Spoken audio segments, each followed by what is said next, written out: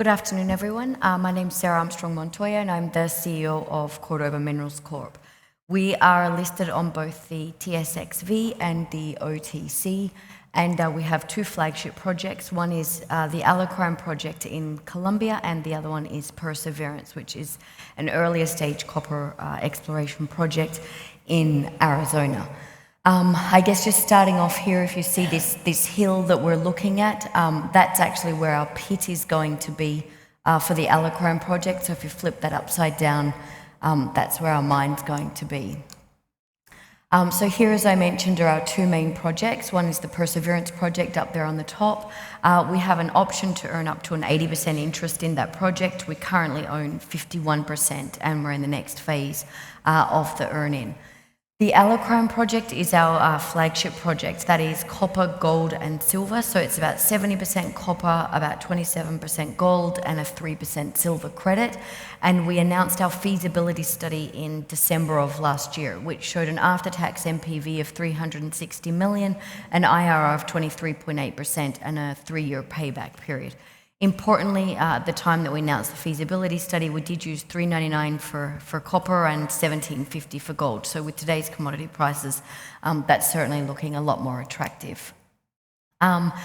We have two majority shareholders. So our majority shareholder is Ivanhoe Electric, which is obviously led by Robert Friedland, and they own nearly 63%. And we also have our Chinese strategic investor, JCHX Mining Management Co., who have a nearly 20% interest. JCHX have been long-term partners of the Ivanhoe Group. They worked with us in OT in Mongolia, and also at Kamoa-Kakula in the Congo, where they came in ahead of schedule and under budget, building that mine there. So most of us here in the management team have been long-termers with Robert Friedland. So he didn't only support the project financially, but he also put in his management team. So I've been with him for about 14 years, and Mark Gibson, the Chief Operating Officer, the same in various positions in various companies. And Charles Forster here was one of the founding geologists on OT in Mongolia. Similarly, with a very experienced board of directors combined of sort of corporate guys and technical guys as well.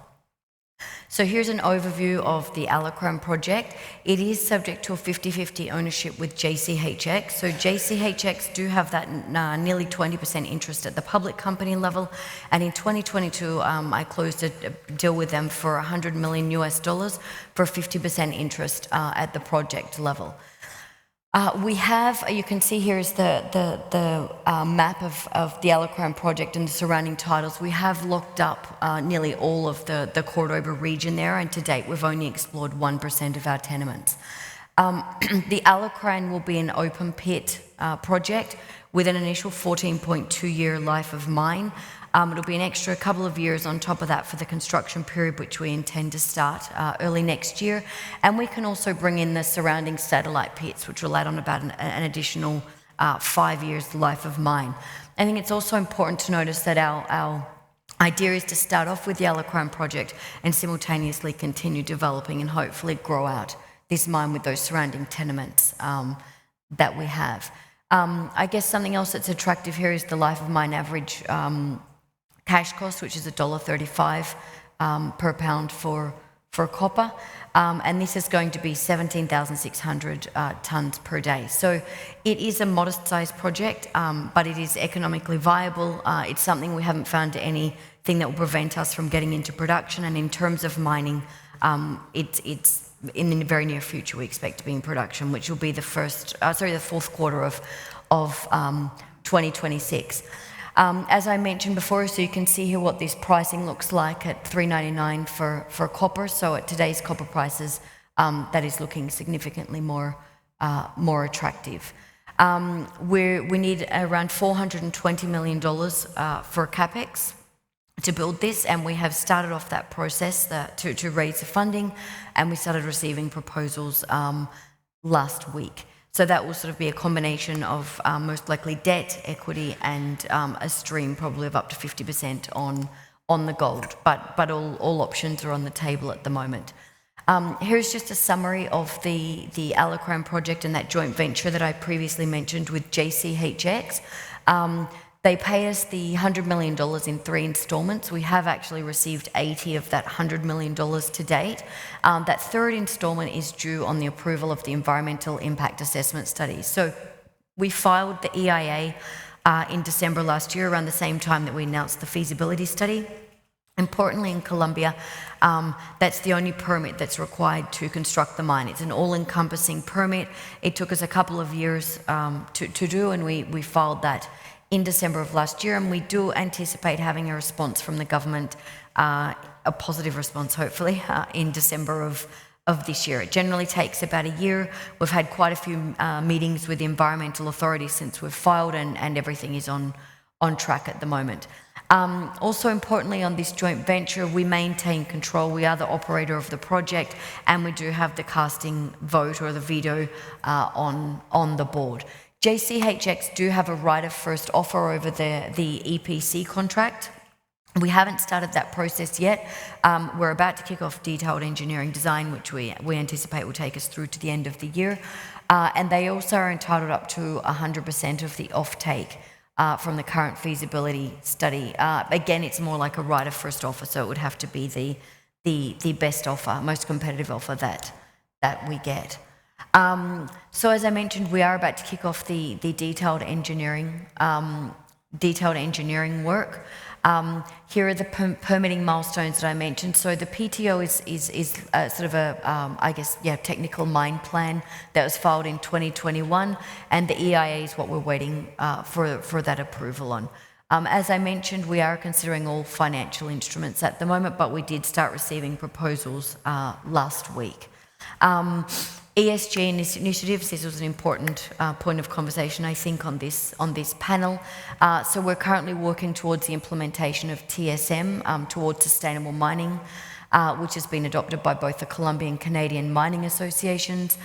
I also think it's important we do work in accordance with IFC standards, and our biggest team that we actually have in the company is our social and environmental and sustainability teams. We were designated as a project of national interest by the Colombian government.